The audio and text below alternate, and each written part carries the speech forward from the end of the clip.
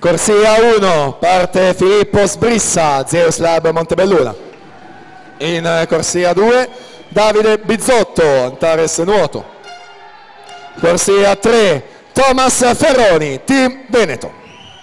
In corsia 4 ritroviamo per il Notto di Nuoto 74 nazionale assoluta ai mondiali di corta di Hangzhou, finalista di staffetta e medaglia di bronzo agli europei di Glasgow la scorsa estate, Mattia Zuin.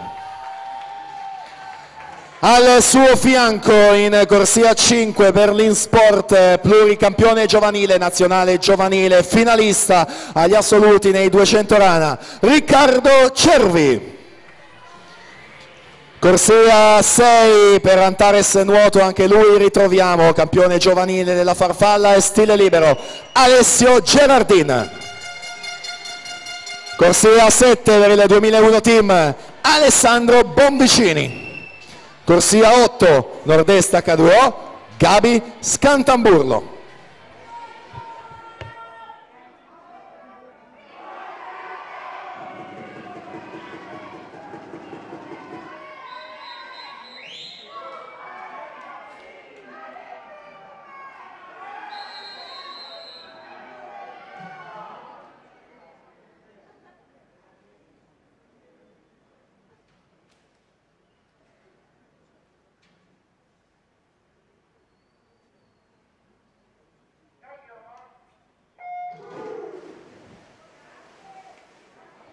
E allora partita quest'ultima finale, Mattia Zuin in corsia 4, ha ottenuto quest'anno il suo personale a Livorno, 17 novembre, trofeo Mussi Lombardi Femiano, 1:45 e 19.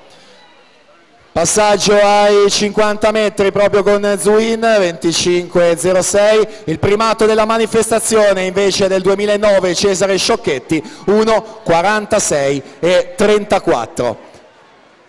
Abbiamo detto dei successi di Zuin per quanto riguarda le staffette in campo internazionale.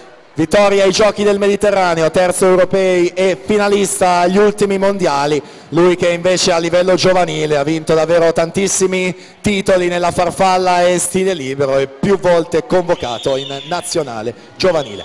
Zuin 52:11, Riccardo Cervi 52:37, targato In Sport da quest'anno, società lombarda, Cervi che è nato proprio qui nella vasca di Montebelluna. Ed eccoci alla virata dei 150, quindi a 2 vasche dalla conclusione, Zuin su Cervi divisi da 20 centesimi, 27,85 Zuin, 27,79 per Ricky Cervi.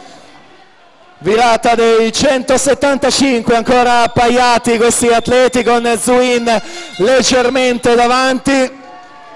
E quindi siamo alla conclusione di quest'ultima finale e va a vincere in 4 Mattia Zuin, 1:47 e 44. Riccardo Cervi in seconda posizione, migliore stagionale, 1:47,98. Davide Bizzotto terzo con 1:50.